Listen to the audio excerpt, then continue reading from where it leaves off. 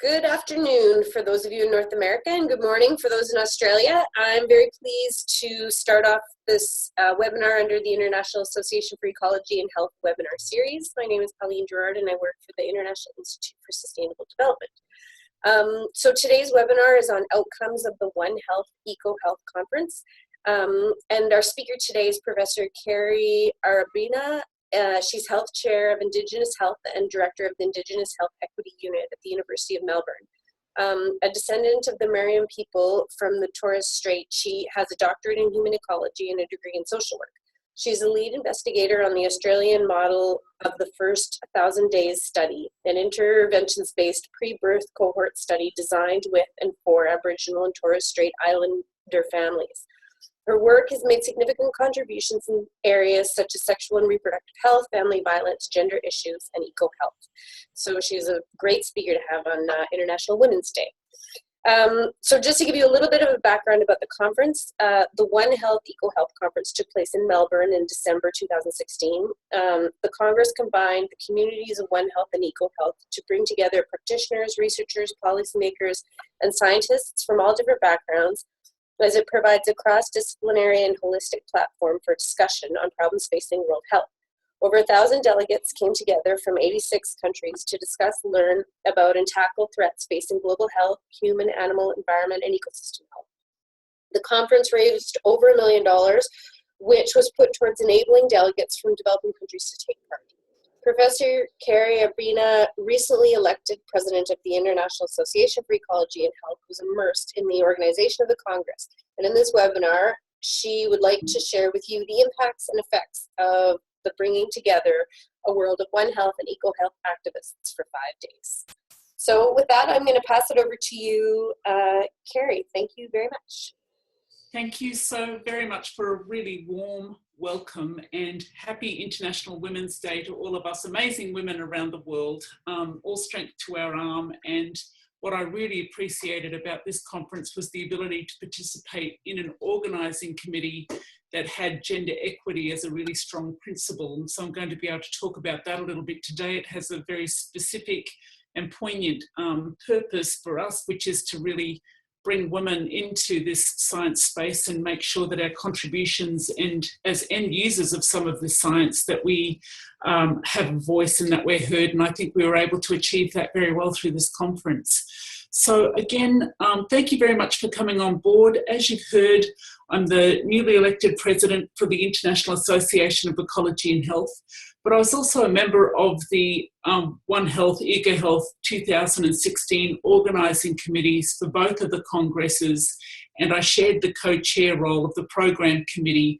which we had the wonderful opportunity of reviewing over 1,200 abstracts for consideration in a 3 or 4 day program. We had to be very tough about who could come on board as a speaker, but it was a very highly contested space. And we were very delighted with the range of speakers who came and presented, and also then the range of opportunities that people had to share what it is that they're doing in an integrated way through posters and plenary sessions and panel discussions and workshops and the like.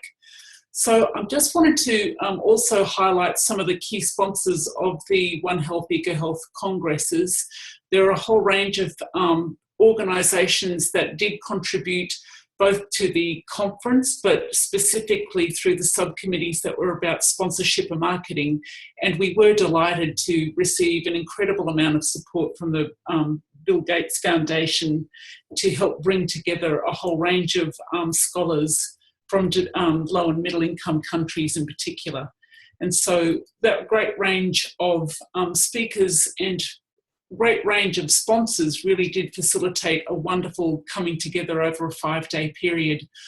What I'm going to do now is just do a quick overview of a range of different things that I think were key platform opportunities for people to explore through the 4 or 5 days. I want to talk a bit about the organising committee because it was special in that it was the first time that we tried to bring the OneHealth and EcoHealth communities together and run these congresses not alongside each other, but a very strongly integrated way. And I think the organising committee and the makeup of that committee really helped deliver on what was a very successful outcome. There are a range of subcommittees and pre-Congress activities, all of which were then helped to get people thinking about some key topics and platforms that could be politicised throughout the 5 days. So there are a range of statements and discussion documents that were triggers for ongoing work post-conference. We also have the Oceania chapter, which really did help to ground the experience of people coming from other parts of the world into the Melbourne precinct as a place-based experience, and we want to talk about the contribution of Oceania chapter to that experience for delegates. There are a whole range of leadership opportunities for students and early career scholars in particular that again were facilitated through the Congress, and one of them led to the development of an aspirations statement that was clearly from the next generation of scholars and activists and students in this space. I want to talk about the role of social media and the range of business that was done on behalf of the International Association for Ecology and Health. And then I want to just talk through whether the venture was an absolute success and then how we can continue the conversation, and particularly thinking about how we can keep in touch. So hopefully this gives you a really good overview of some of the ideas and the opportunities that were harnessed through bringing together this great range of delegates. As you've heard, we had over 1,000 people from over 86 continents represented at the congresses. There were 2, like I said, that were running alongside. And we had Aeronex, who were the conference organisers, and they did everything from provide expert strategic and analytical advice for the development programs, how to get people on board. They were able to provide all the secretariat functions. They managed our webpage and all of our accounts. They actually had this massive abstract portal and the marking system to help build the program. It was all a peer-reviewed process, so each and every element of the abstract process was managed through a peer-reviewed process. We also had a whole range of advertising materials and ambassadors mobilised out around the world through Aeronex's support for at least 18 months leading up to the actual Congress proper. They also helped us facilitate media at the conference and speaker engagement, and we had big negotiations around space and which kinds of spaces could be used well, and they negotiated all of those things on our behalf. They also managed relationships with the convention centres and developed up a whole range of partnership programs for us. And I think that they were incredible supports for the co-chairs of the conference, and were really instrumental in helping to develop and deliver a high quality, diverse program for all of the range of peoples who were part of that Congress. Myself, I spent 3 years on the Congress's organising committees. Part of that process involved Aeronex and some of the members of this Congress attending the OneHealth Congress that occurred over in Amsterdam to have a look at some of the elements that came together through that process and where there were issues that needed to be identified or strengths that could be built on. We had those experiences brought in very strongly to the Melbourne Congress. So there was, for example, a real issue about gender equity in terms of the range of speakers and having more people represented from low and middle income countries, and particularly giving people from those continents the proper amount of time to get their visa applications in so that if they were successful in getting a scholarship, they could meet the visa requirements within their countries to come. Some conferences in Europe weren't able to attend to that so well, so we actually were able to build this in a scaled way throughout the 3 years of the Congress. The kind of members that we had on that board were also, I think, very important in that we had OneHealth and EcoHealth practitioners, we had policymakers, university professorial holders, people who were in the field, working with wildlife, working in theoretical transdisciplinary programs of activity, both in location across different regions of the world and also having a very strong Australian base. And so this organising committee then were able to come together and make key decisions over that period of 3 years. And particularly one of the things that we're most proud of, I think, was this Congress statement that came through on gender equity. Because it was being held in Victoria, there is a very strong push coming through from the state government on a gender equality strategy, which focused on workforce participation and economic security, women's development and leadership, education, employment, and really addressing issues of violence against women and girls. We really took this into the contexts of which we all live and work, and really made this a very strong feature of our work in developing the program and ensuring that our women's voices could be heard, but also women as end users of our programs could also have an experience at the Congress, and we were very happy to be able to provide that. We also wanted to achieve gender balance, particularly around presentations and contributed papers. And in fact, what we did was lean more heavily towards having women well represented as the participants in the Congress, particularly in the poster and other plenary presentations. We also aimed for really emphasising the need for being free from intimidation and harassment based on gender, ethnicity and religion at this conference. And also what we did was have an undertaking where we'd audit the conference procedures to see how well we performed in the gender equality. And we'll continue to use this information to inform the development of future congresses. So this is going to be very important for the lead-in to the 2018 conferences that are occurring in both Canada and in Latin America in June and August of that year. I've also included a hyperlink then so you can actually go through and read the Congress statement on gender equality. The theoretical underpinnings for the collaborations that occurred at that organising committee, like we said, we made a very conscious decision not to have two programs or two congresses sitting side by side, but to really focus on congruence and convergence. And we realised, of course, that we needed whole of sector approaches to the complex issues that are before us, both in a political context, in making policy and ensuring that the research that we do is able to be translated across into those different contexts. We also recognise that we do have a lot to learn from each other, and that we needed to give voice and space for voices from the next generation of scholars to emerge and to be heard and to be upheld and respected. We also acknowledged that we'd have many different cultural representations at the Congress, and what we wanted to do was also give the equality in the diversity of different knowledge traditions. And so there was a very strong emphasis on the voices of Indigenous peoples, for example, and that there was a collective future that we were all working towards. All of those things, I think, played out very well, not only through the subcommittee makeups, but also through the program itself. The other thing then was the subcommittees, and these became kind of a really strong feature of bringing OneHealth and EcoHealth together. And in terms of sponsorship and marketing, we made sure that scholars and students from both of our communities could really benefit.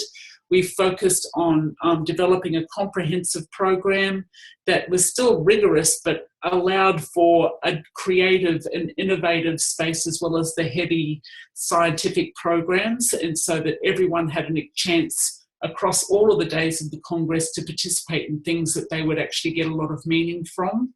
We had very good, solid representation in terms of the student committee, and what we did was sponsor their free registration to the conference in order to help facilitate their participation. I mentioned before the ambassador program, and then we also had the Oceania chapter activities group. And these are some members who were part of that organising committee and took some leadership roles on the subcommittee activities. Some of the pre-Congress workshops we thought were incredibly important and actually, I think, have generated a really good network of people to continue evolving these sorts of discussions to perhaps have a key platform in both of the 2018 conferences going forward. So the first one was about secure, safe, sustainable food systems.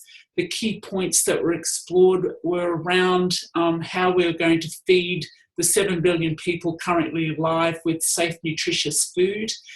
We wanted to get some consensus on the transformation of food systems to address 21st century challenges. We needed to really act as a global society to change our food systems, to ensure that most of the agriculture was working towards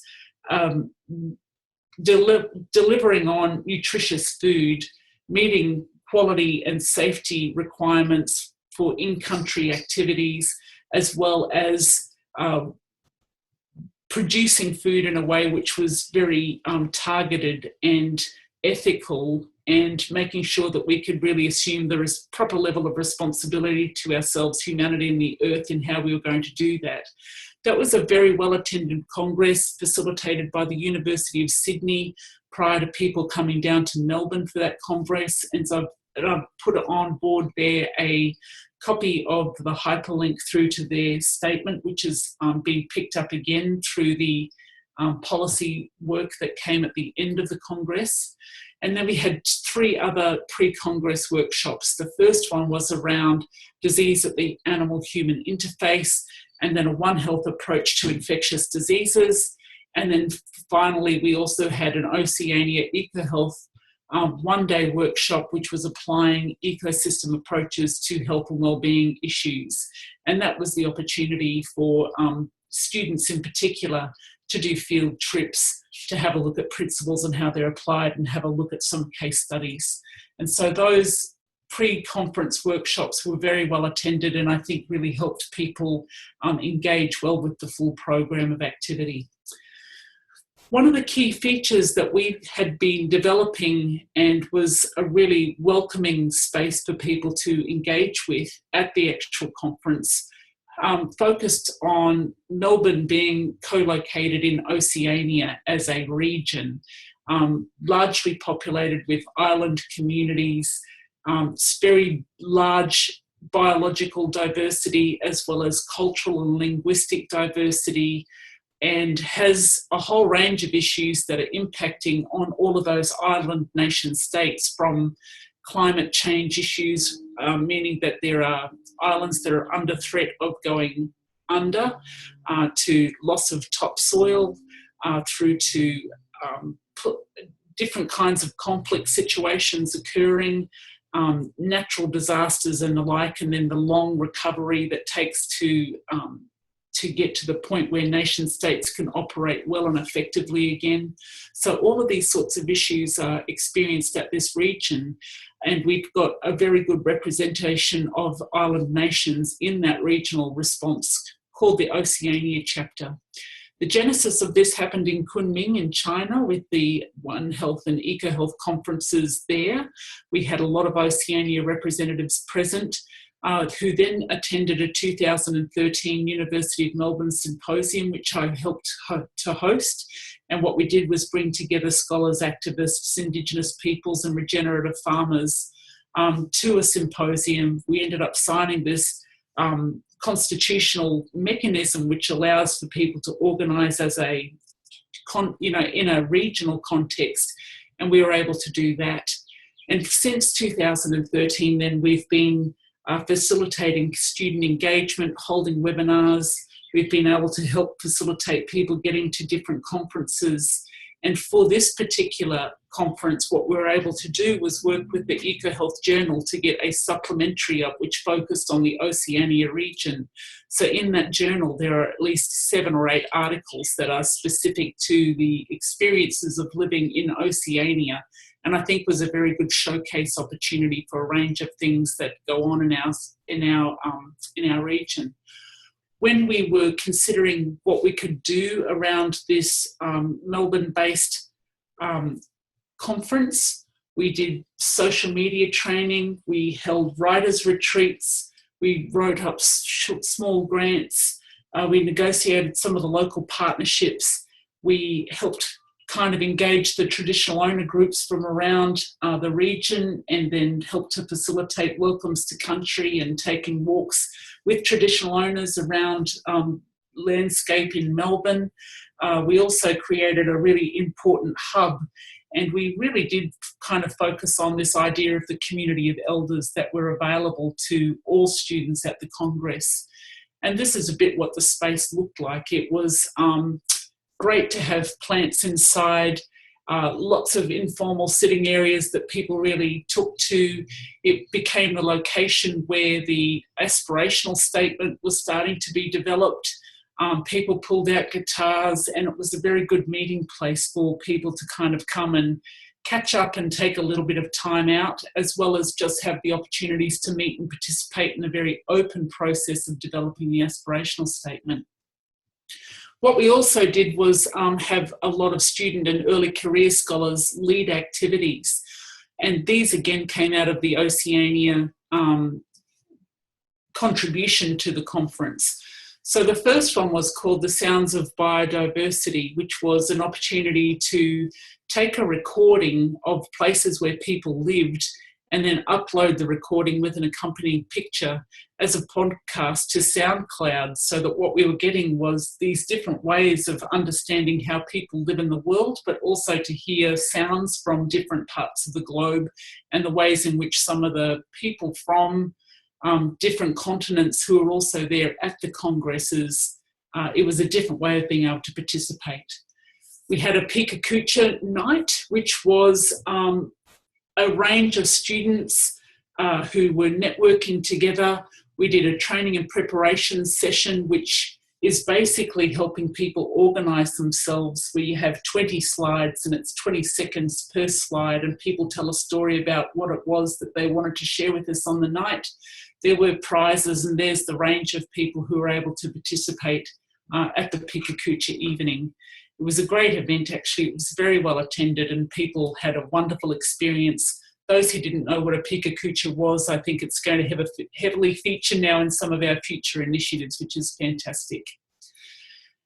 Out of that group of students and early career scholars, we really did focus on building up an aspiration statement for the next generation of EcoHealth and OneHealth practitioners. And certainly Kate Audie, who was the Commissioner for Sustainability and the Environment, she had a very strong role at the conference of doing a summation at the end of it and talking about what kinds of opportunities there were to take some of these key ideas into policy and practice. And one of the things that she really highlighted was this aspiration statement that came through from the next generation of people who were there at the Congress. And I've just put up here some photographs of people in that development process.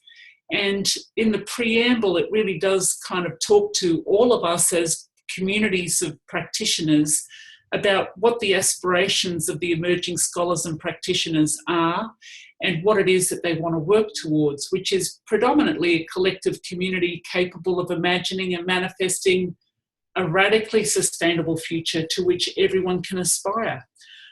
They really talked about the heart, and so they gave this an emotive language as well as a rigorous science that underpins it, and really talking then about the methods of inquiry and practice and how to work at these converging intersections of human, animal and environmental and planetary health. And in terms of who the aspirational statement's for, it's basically for anyone interested in and inspired by all of these different connections.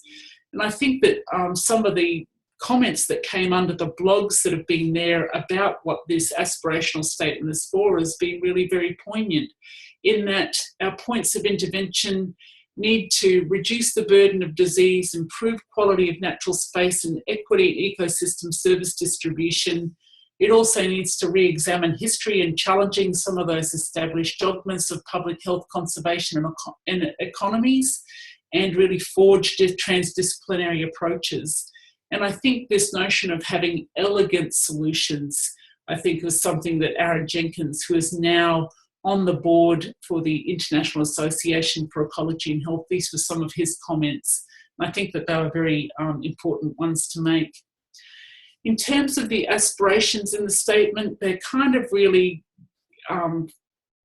formed around 4 key values or principles about how we as communities can come together.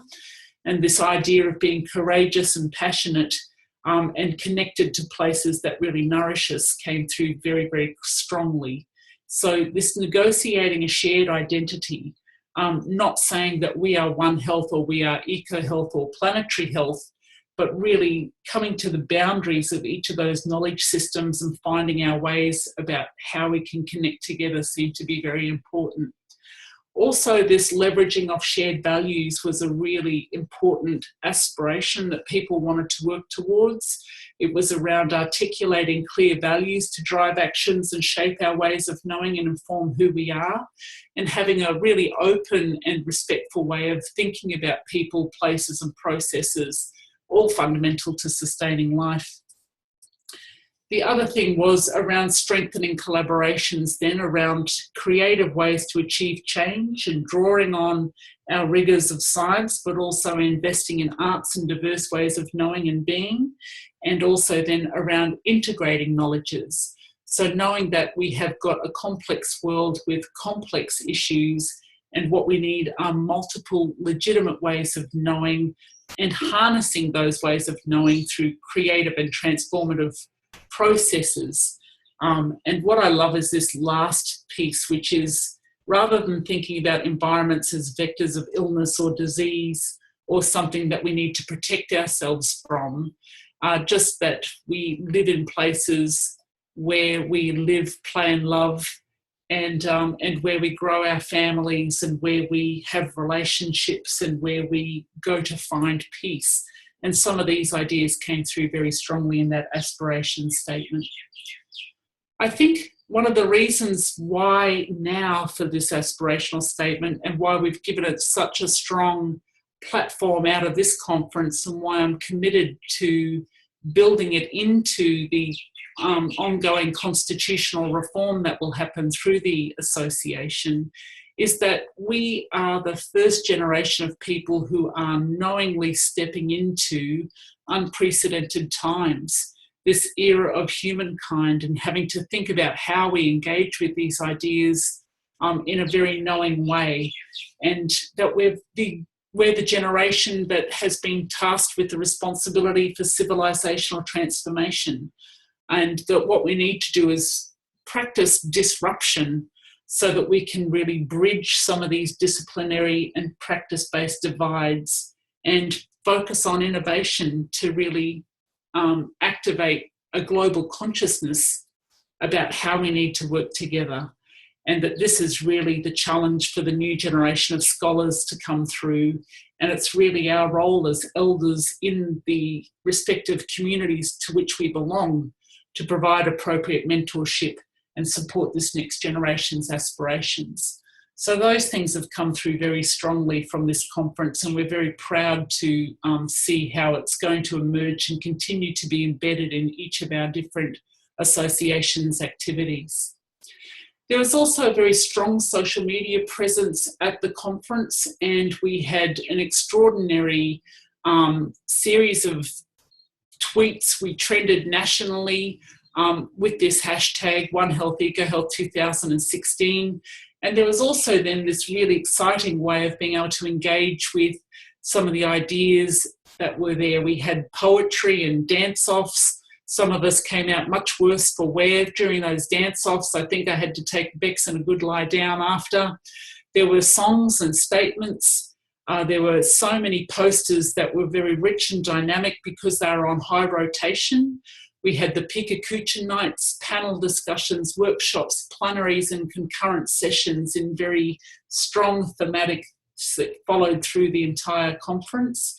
We had films and videos and were able to hear about research projects, community engagement strategies and development opportunities, all of which were presented over the course of these 3 days and were very exciting and different ways of being able to participate. The other thing then that happened was we had our recognition awards through the international associations for both Ecology and for OneHealth. And so there were a whole range of award winners, and certainly this young man up in the top slide was just so delighted. I couldn't believe the absolute joy that was just radiating from him for being able to be a winner for one of the best poster presentations. And so it was just so exciting. We've also had Valerie Brown, who is an emeritus professor who has been enormously influential for a range of us who've been involved in Oceania. And so it was just wonderful to be there and see her get her Lifetime Award as well, and to be part of that really exciting recognition of exceptional opportunities for people who'd just been able to take these opportunities and really run with them. The other thing, of course, is that the Congress had some very important business to do for the International Association for Ecology and Health. In that we had our advisory group meetings, we had our international group meetings, there were new election processes that went through with me transitioning into the presidency role, taking over from Jakob Zintag, as well as new board members coming on and joining together with some who have been there for some time. The other really exciting thing that I think is going to stand us in good stead for years to come now was separating out the finances of the association from the EcoHealth Journal. And so the journal is now entirely operated and financed by the EcoHealth Alliance, and the association, now that we're separate, can really start to reimagine what our constitution looks like, what our commitments are, how we're going to really grow our membership over the coming years, and what kinds of things we can do to continue to build support for regional chapter developments in other parts of the world. We're going to have a real focus on improved social media presence and looking to support our EcoHealth Conference in Cali that's happening in 2018. And some of the things that we're looking at doing in the next little while is really looking at updating and keeping our website renewed and refreshed. After each of our board meetings, we've got a board communique that's available to anyone to read on our website, just to keep people up to date with what's happening at that level. We're working on those reforms for our constitution to be unveiled at the Cali conference, and looking at improved engagement. And so looking to do work with our members about what kinds of benefits they want to have as being a member for the Alliance or for the association. And also then one of the things that happened at that Congress for me was so many women coming up and talking about the need for networks to occur across all these different fields, particularly around mentorship and acknowledging our authentic selves and bringing that into these spaces. And so all of those things I think are going to be very well carried by the new look International Association for Ecology and Health. So an overall summary of the Congress was, for me, it was a good idea to bring communities together, absolutely. And there might be opportunities to continue to do this kind of work where we do come together. There are some emerging new look organisations, particularly around planetary health and geography, that have come into play. And so thinking about what kinds of opportunities there are to join our Congress with some of those other initiatives is also a very important idea for us to explore. There was a real need, I think, for recognising the leadership that's coming out of low and middle income countries, and where there are extraordinary leadership challenges in their respective countries in our fields. And while they were visible at this conference, I think that more recognition of this leadership is incredibly important. So, for example, if we do have developing country panel discussions in future, it would be great to have full panels of people from low to middle incomes countries talking about their experience of doing this, rather than those who are in development agencies facilitating or assisting programs in low to middle income countries. I think that there is a good overview of the global initiatives that are occurring, and having an opportunity through our congresses to really take on board some of those global emerging issues that needed to be discussed were incredibly important, and certainly a whole lot of the political transformations that have been happening in the world over that period of time were front of mind for a lot of people. There were some fantastic opportunities for networking, discussions and collaborations to be built, and there could have been a bit more of a better balance between the North and South, low and middle income country representation, in terms of some of the plenary sessions and the concurrent sessions, and perhaps a bit more of a focus on some practical examples that could have balanced the heavy scientific program. So whilst we have had good exploration of some of the innovation occurring, I think to have some more practical examples of on-the-ground initiatives would have been good. And I think some of the Congress fees could have facilitated better participation across different knowledge traditions. It was an expensive conference, it was an expensive city at an expensive time of year. And the fact that it was in Melbourne, I think, was off-putting for a lot of people from the northern parts of the world to make that big trek down. It's a very hard thing to be able to do.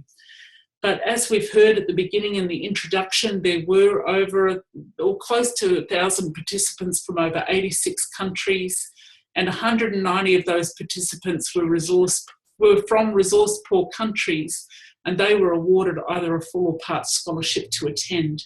And that was really important because, as I said, it was $1,000 plus per registration, and the hotel fees were quite exorbitant, as were the airplane flights down. The key foci at the congresses were absolutely about creating a healthier world, food and nutrition systems, responding to emerging diseases, and integrating science, policy and action.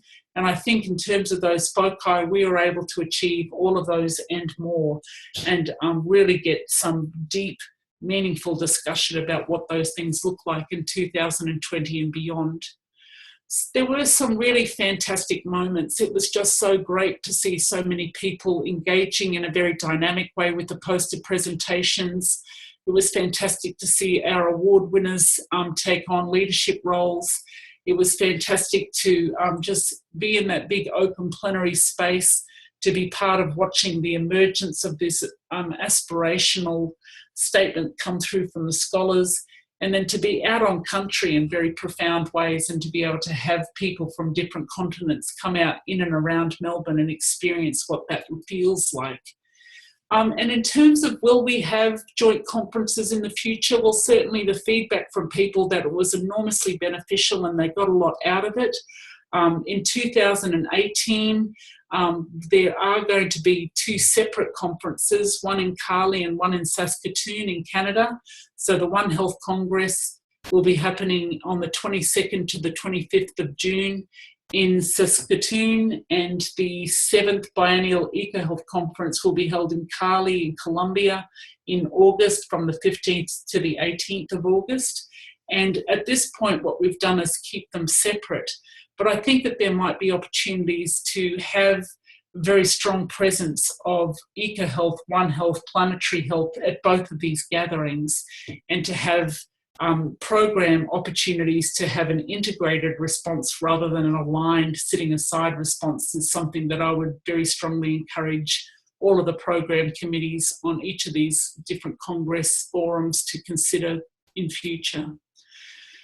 I love this photo of young Michael. He had the post-conference blues. He had such an extraordinary time at the conference, and I think that many of us did, to be able to be on such a high and then to go back to our day-to-day jobs. And once again, some of us were experiencing what it's like to be an isolated practitioner, or going back to very complex issues, or having to go back into institutions that don't really value what EcoHealth and OneHealth are all about.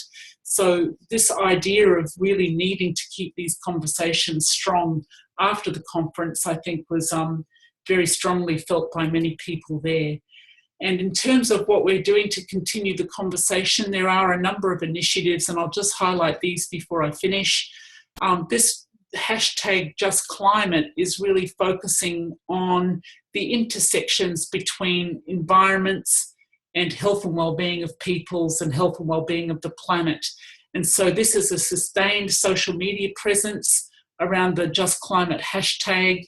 There are going to be stories, videos, conference presentations, Twitter fests, There'll be events that we'll be tweeting from. People are being asked and encouraged to share with us what their stories are on the ground, any blogs, any thematics, any statements that come through. This is a very good hashtag to start using in that social media Twitter space. So that's one thing that we're doing to continue on this part of the conversation that emerged from this particular Congress. I funded one of the journalists who works on the Croaky blog to come to the Congress and to do some podcasts and video casts with some people who were there. Some of those are now being uploaded under this Just Climate hashtag. The other thing that we're doing is just promoting different ways of keeping in touch. So of course, we're keeping communiques from the board open and available on our website. We have got our own Twitter account. People can join our association. We've got a range of courses and, of course, this webinar series that are really important. We're going to really think strongly about how we can support getting this Women's Committee up and having networks for mentoring and other forms of discussions. Very important on International Women's Day for getting that message out and about. There's the aspirational statement, and we're looking to see how we can embed that aspirational statement in the forward-going business of the association.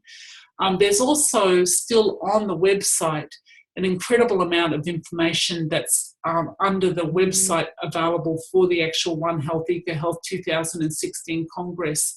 So if you go to that website.org, it's still got all the abstracts and a whole range of information that's available there for download.